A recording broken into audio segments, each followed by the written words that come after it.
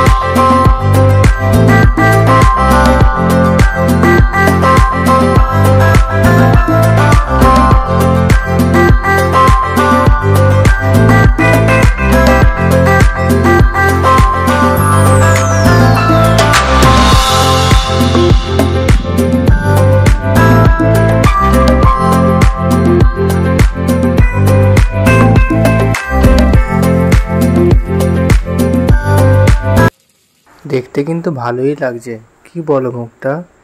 গন্ধ যা বেরিয়েছে, উফ, খেতে নিশ্চয় সেই হবে। দাও দাও, আর পাচ্ছি না, আমার খুব খিদে লেগেছে।